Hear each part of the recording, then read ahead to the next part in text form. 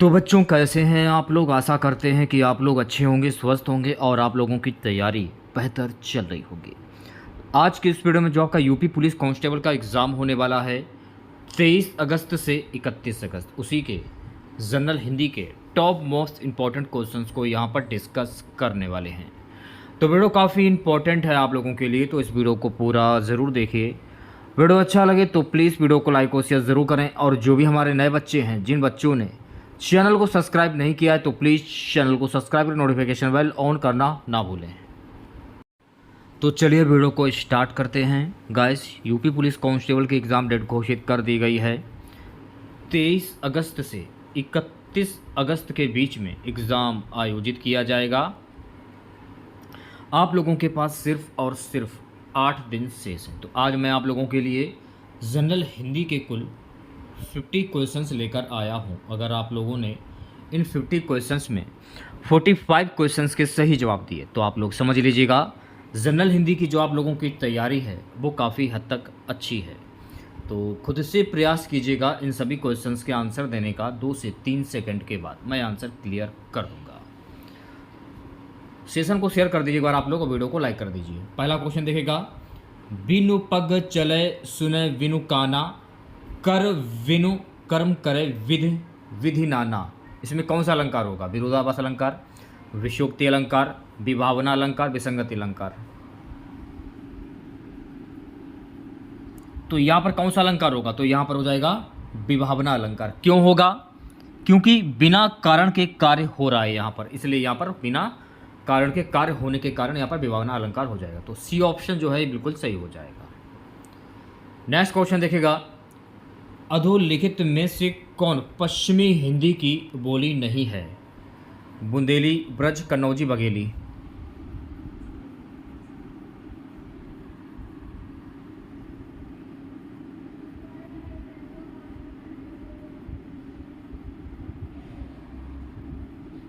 देखिए, इसमें जो बघेली है ना, ये पश्चिमी हिंदी की बोली नहीं है।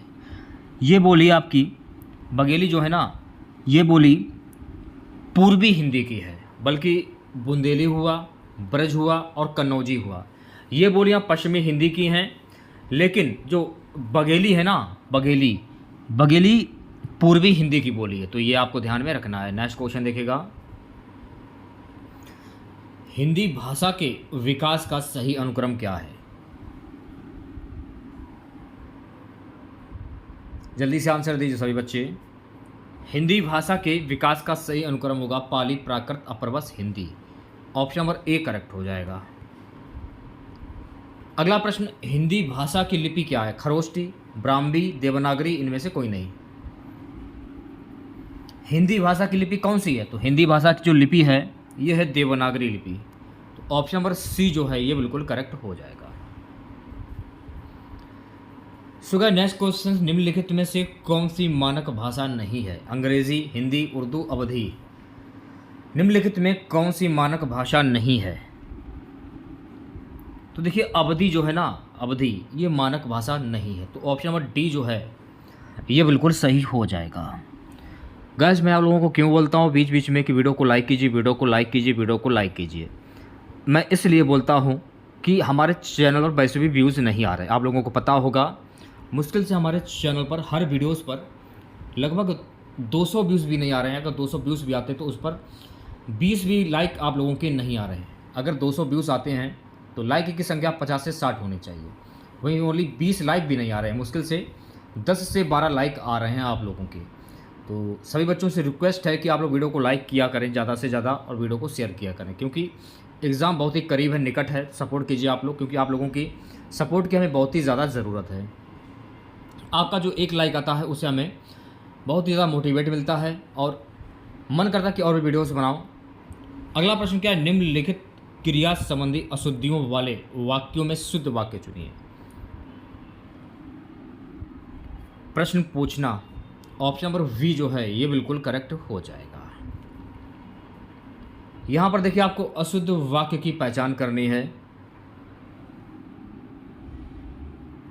मैं अनेकों विद्वानों से मिला हूँ, ये आपका अशुद्ध वाक्य हो जाएगा। तो वी ऑप्शन जो है ये बिल्कुल सही हो जाएगा।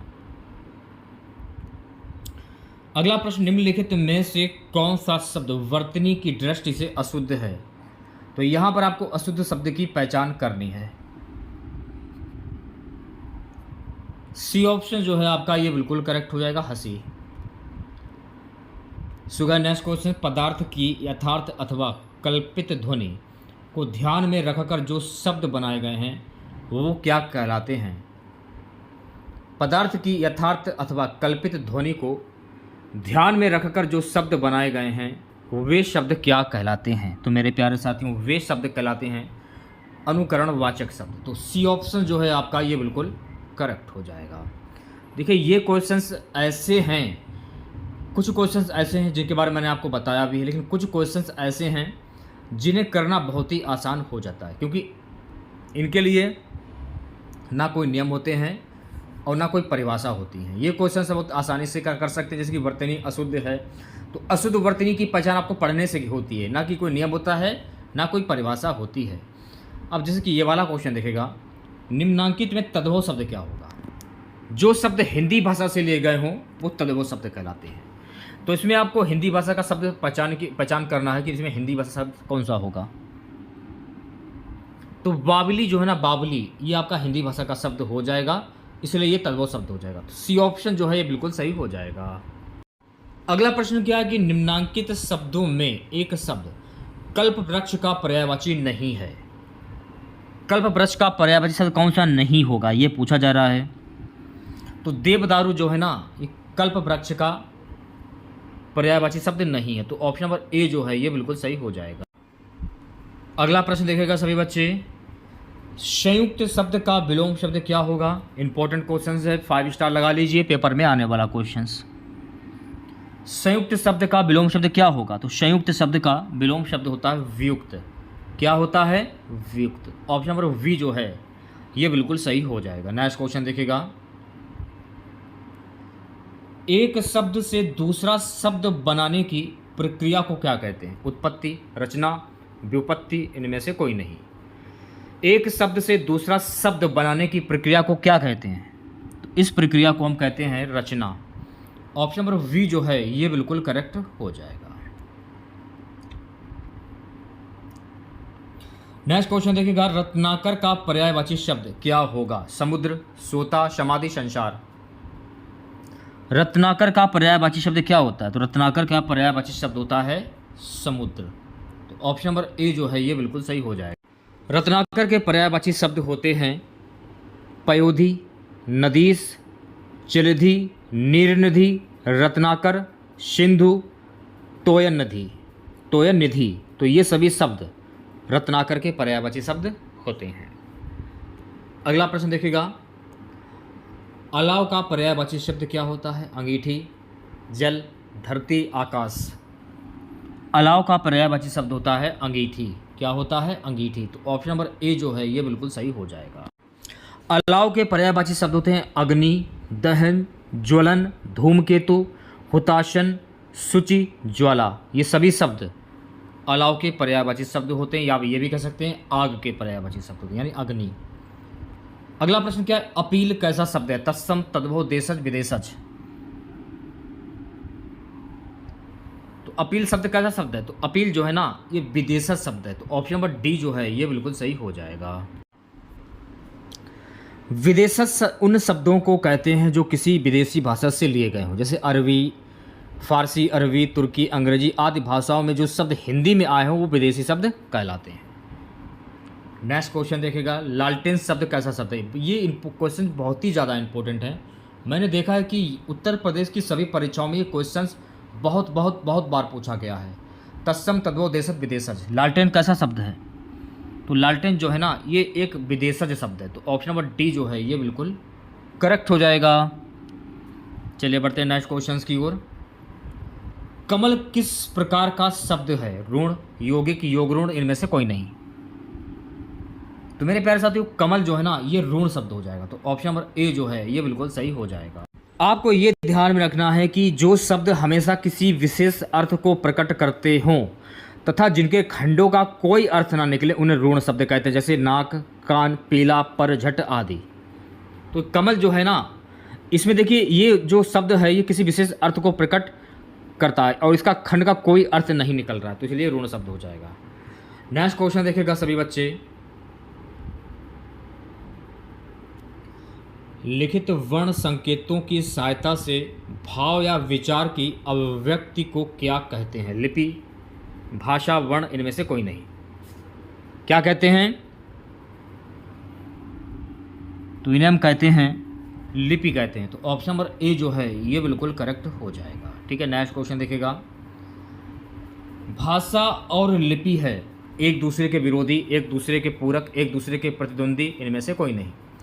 भाषा और लिपि है, तो मेरे प्यारे साथियों भाषा और जो लिपि है ना ये एक दूसरे के पूरक हैं, तो ऑप्शन नंबर वी जो है ये बिल्कुल सही हो जाएगा। अब ये वाला क्वेश्चन देखेगा, काफ़ी इंपॉर्टेंट क्वेश्चन है। हिंदी शब्द की व्युत्पत्ति किससे हुई है? हिंदू से, हिंद से, सिंधु से, इनमें से कोई नहीं। हिंदी शब्द की व्युत्पत्ति किससे हुई है? तो हिंदी शब्द की व्युत्पत्ति जो है ना ये सिंधु से हुई है, तो ऑप्शन नंबर सी जो है ये बिल्कुल सही हो जाएगा। अगला प्रश्न हमारा है, देवनागरी लिपि का विकास किससे हुआ है? रोमन, गुरुमुखी, खरोष्टी, ब्राह्मी। देवनागरी लिपि का विकास किससे हुआ? तो मेरे प्यारे साथियों देवनागरी लिपि का जो विकास है ना ये हुआ है ब्राह्मी लिपि से, तो ऑप्शन नंबर डी जो है ये बिल्कुल करेक्ट हो जाएगा। नेक्स्ट क्वेश्चन देखेगा, हिंदी है हम वतन है, हिंदुस्तान हमारा, पंक्ति में हिंदी का अर्थ क्या है? भारतवासी, हिंदू, भारत देश, इनमें से कोई नहीं। भारतवासी, ऑप्शन नंबर ए जो है ये बिल्कुल सही हो जाएगा। चलिए बढ़ते हैं नेक्स्ट क्वेश्चन की ओर। देवनागरी लिपि किस प्रकार की लिपि है? चित्रात्मक, संकेतात्मक, अक्षरात्मक, इनमें से कोई नहीं। देवनागरी लिपि किस प्रकार की लिपि है? तो देवनागरी जो है ना ये अक्षरात्मक लिपि है, तो सी ऑप्शन जो है ये बिल्कुल सही हो जाएगा। नेक्स्ट क्वेश्चन देखेगा, तत्सम शब्दों का मूल स्रोत है? संस्कृत, पाली, अपभ्रंश, प्राकृत। तत्सम शब्दों का मूल जो स्रोत होता है वो संस्कृत से होता है। तो मैं आपको कई बार बोलता हूँ, हर बार बोलता हूँ कि ऐसे शब्द जो संस्कृत भाषा से लिए गए हों वो तत्सम शब्द कहलाते हैं। ये बात मैंने आप लोगों को हजारों बार बताई है, तो ऑप्शन नंबर ए करेक्ट हो जाएगा। ठीक है, नेक्स्ट क्वेश्चन देखिएगा, निर्देश प्रश्न संख्या 76-77 दिए गए मुहावरों का अर्थ क्या होगा? पौ बारह होना, दांव हारना, कार्य सिद्ध होना, लाभ ही लाभ, प्रातःकाल। तो पौ बारह होना इसका मुहावरा क्या होगा? इसका मुहावरा होता है लाभ ही लाभ। ऑप्शन नंबर सी जो है ये बिल्कुल सही हो जाएगा। नेक्स्ट क्वेश्चन देखिएगा, शैतान की आंत इसका मुहावरा क्या होगा? अत्यंत धूर्त व्यक्ति, अत्यंत नगण्य वस्तु, बहुत लंबी वस्तु, अत्यंत लाभदायक वस्तु। शैतान की आंत इसका मुहावरा क्या होगा? शैतान की आंत यानी बहुत लंबी वस्तु। ऑप्शन नंबर सी जो है ये बिल्कुल सही हो जाएगा। अब देखिए मैंने आपको ये बात बताई थी कि ये जो निशान होते हैं, ये मैंने आपको कई बार बताया कि ये जो निशान होते हैं ये विसर्ग के निशान होते हैं। ये मैंने आपको एक बार नहीं हजारों बार बताया है। क्या पूछ रहे? अध, धन, गति, अधोगति किस संधि का उदाहरण है? तो मैं आपको क्या बोला? तो अध के आगे आपको दो निशान दिख रहे होंगे। जब भी ऐसे क्वेश्चन आपसे इस टाइप के क्वेश्चन पूछे जाए तो आंख बंद करके विसर्ग संधि पर टिक कर दीजिए, तो बी ऑप्शन करेक्ट हो जाएगा। प्रत्युन्नति शब्द में प्रयुक्त उपसर्ग क्या होगा? यानी स्टार्टिंग का जो शब्द होता है वो उपसर्ग होता है और लास्ट वाला शब्द आपका प्रत्यय होता है। तो ऑप्शन नंबर वी जो है ये बिल्कुल सही हो जाएगा, प्रति हो जाएगा। ठीक है, अगला प्रश्न देखिएगा सही बच्चे, कृत प्रत्यय किन शब्दों के साथ जुड़ते हैं? संज्ञा के अंत में, सर्वनाम के अंत में, विशेषण के अंत में, क्रिया के अंत में। कृत प्रत्यय किन शब्दों के साथ जुड़ते हैं? क्रिया के अंत में। तो ऑप्शन नंबर डी जो है ये बिल्कुल सही हो जाएगा। ठीक है, नेक्स्ट क्वेश्चन देखिएगा, अगला प्रश्न क्या है कि वर्ण किसे कहते हैं? ध्वनि को, शब्द को, छंद को, इनमें से कोई नहीं। वर्ण किन्हें कहते हैं? वर्ण कहते हैं इनमें से कोई नहीं। ऑप्शन नंबर डी जो है ये बिल्कुल सही हो जाएगा। सो गाइस नेक्स्ट क्वेश्चन देखिएगा, अनुनासिक का संबंध होता है केवल नाक से, केवल मुंह से, नाक और मुंह दोनों से, इनमें से कोई नहीं। अनुनासिक का संबंध होता है नाक और मुंह दोनों से, तो सी ऑप्शन जो है बिल्कुल सही हो जाए। अच्छा ये बताइए अनुनासिक वर्ण कौन कौन से होते हैं? डा से डलिया, ये मैंने आपको कई बार बताया, फिर से मैं आपको बता रहा हूँ। यहाँ हो गया, ड़ा खाली, माँ हो गया और ना हो गया। ये सभी शब्द अनुनासिक वर्ण होते हैं और कुल ये 5, इनकी संख्या 5 होती है। अगला प्रश्न क्या है कि अनुनासिक व्यंजन कौन कौन से होते हैं? वर्ग के प्रथमाक्षर, वर्ग के तृतीयाक्षर, वर्ग के चतुर्थाक्षर, वर्ग के पंचमाक्षर। तो जस्ट अभी मैंने आप लोगों को बताया कि अनुनासिक व्यंजन होते हैं वर्ग के पंचमाक्षर, यानी इनकी संख्या कितनी होती है? 5 होती है, अभी मैंने आपको बताया है। तो डी ऑप्शन जो है ये बिल्कुल करेक्ट हो जाएगा। चलिए बढ़ते हैं नेक्स्ट क्वेश्चन की ओर। समास का शाब्दिक अर्थ क्या होता है? संक्षिप्त, विस्तृत, विग्रह, विच्छेद। समास का शाब्दिक अर्थ होता है संक्षिप्त। ऑप्शन नंबर ए जो है ये बिल्कुल सही हो जाएगा। नेक्स्ट क्वेश्चन देखिएगा, देवासुर में कौन सा समास है? इंपॉर्टेंट क्वेश्चन है, 5 स्टार लगा लीजिए। आप लोगों ने देखा होगा कि कुछ शब्द ऐसे होते हैं जिनके बीच में योजक चिन्ह नहीं दिया होता है, फिर भी वो द्वंद्व समास होते हैं, इसलिए ये हो जाएगा द्वंद्व समास। तो ऑप्शन नंबर वी करेक्ट हो जाएगा। पाठशाला में कौन सा समास होगा? तत्पुरुष, द्वंद्व, कर्मधार या द्विगु। देखिए पाठ अलग है और शाला अलग है, दोनों को जोड़ दिया गया, नया शब्द क्या बना? पाठशाला। या ये भी कह सकते हैं पाठ का शाला, कर्ता ने कर्म को का आ रहा है इसमें, तो यहाँ हो जाएगा तत्पुरुष समास। तो ऑप्शन नंबर ए जो है ये बिल्कुल सही हो जाएगा। निर्देश प्रश्न संख्या 87 से 89, लोक तृतीयों के विकल्पों में से उनके सही अर्थ विकल्पों का चयन कीजिए। छछूंदर के सिर में चमेली का तेल, इसका मुहावरा क्या होगा? दान के लिए सुपात्र ना होना, वी है गंजे व्यक्ति के सिर पर सुगंधित तेल लगाना, सी है बिल्कुल अनपढ़ व्यक्ति को धन मिलना, डी है अयोग्य व्यक्ति को उत्तम पद मिलना। छछूंदर के सिर में चमेली का तेल, इसका मुहावरा क्या होगा? अयोग्य व्यक्ति को उत्तम पद मिलना। ऑप्शन नंबर डी जो है ये बिल्कुल करेक्ट हो जाएगा। नेक्स्ट क्वेश्चन देखिएगा, हसुए के ब्याह में खुरपे का गीत, इसका मुहावरा क्या होगा? शादी के गीत गाना, जश्न मनाना, असंगत बातें करना, निचले स्तर की बातें करना। इसका मुहावरा होता है असंगत बातें करना। तो सी ऑप्शन जो है ये बिल्कुल करेक्ट हो जाएगा। नीम हकीम खतरे जान, इसका मुहावरा क्या होगा? नीम का पत्ता चबाना, वी है नीम से हकीमी करना, सी है खतरनाक चीजें, डी है अल्प ज्ञान भयंकर। ऑप्शन नंबर डी जो है अल्प ज्ञान भयंकर, डी ऑप्शन सही हो जाएगा। प्रश्न संख्या निर्देश में दिए गए 90 से 91 निम्न प्रश्नों में भाववाचक शब्दों को चुनें। बूढ़ा का भाववाचक शब्द क्या होगा? तो बूढ़ा का भाववाचक शब्द होता है बुढ़ापा, यानी ऑप्शन नंबर वी जो है ये बिल्कुल सही हो जाएगा।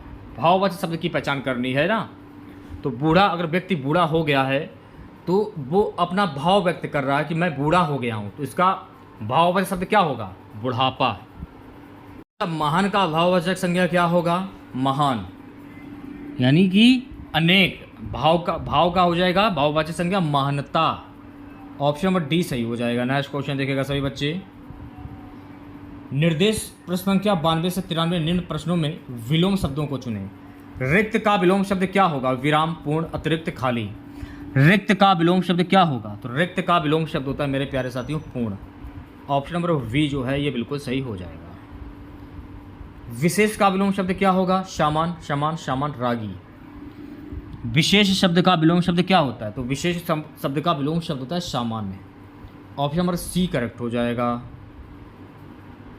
चलिए बढ़ते हैं नेक्स्ट क्वेश्चन की ओर। निर्देश प्रश्न संख्या 94 से 95 निम्नलिखित वाक्यों में अशुद्धियों को छांटिए। यहाँ पर आपको अशुद्ध वाक्य की पहचान कर तुलसीदास ने अवधी भाषा में अनेकों ग्रंथ लिखे। अवधी भाषा में ऑप्शन नंबर वी जो है ये बिल्कुल सही हो जाएगा, ये अशुद्ध वाक्य हो जाएगा। ठीक है, अगला प्रश्न देखिएगा, लोग यूं ही अक्सर बेकार की बातों में समय बर्बाद करते हैं। अक्सर बेकार की, ऑप्शन नंबर वी करेक्ट हो जाएगा। अगला प्रश्न देखिएगा सभी बच्चे, संस्कृत के वे शब्द जो हिंदी में बिना किसी परिवर्तन के प्रयुक्त होते हैं क्या कहलाते हैं? संस्कृत के वे शब्द जो हिंदी में बिना किसी परिवर्तन के प्रयुक्त होते हैं वे कहलाते हैं तत्सम। तो सी ऑप्शन जो है ये बिल्कुल करेक्ट हो जाएगा। तो मैंने आपको क्या बताया था कि जो शब्द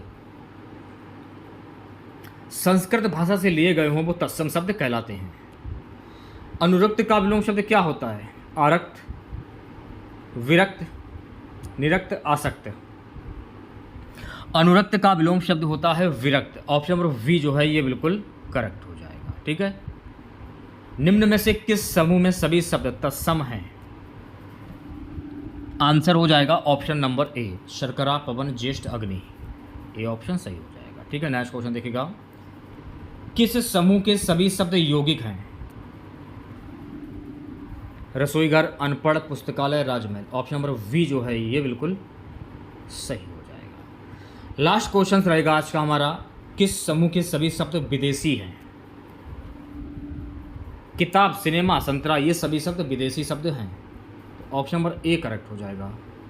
तो ये थे आपके यूपी पुलिस कांस्टेबल के जनरल हिंदी के कुल 50 क्वेश्चंस। ठीक है, तो आप लोगों ने अगर शुरू से लेके लास्ट तक अगर आप लोगों ने वीडियो देखा होगा तो मैंने आपको एक एक क्वेश्चंस को समझाने की अपनी तरफ से पूरी की पूरी कोशिश की है और मैंने अपना 100% भी देने की पूरी कोशिश की है। तो अब बारी आती है वीडियो के लाइक करने की। मैं देख रहा हूँ आप लोग वीडियो को लाइक नहीं करते हैं, तो सभी बच्चों से हाथ जोड़कर विनम्र निवेदन है कि अगर आप लोगों ने अभी तक वीडियो को लाइक नहीं किया तो लाइक करें, शेयर नहीं किया तो शेयर करें, चैनल को सब्सक्राइब नहीं किया तो चैनल को जरूर सब्सक्राइब करें। तो चलिए मिलते हैं नेक्स्ट वीडियो के साथ। जय हिंद, जय भारत।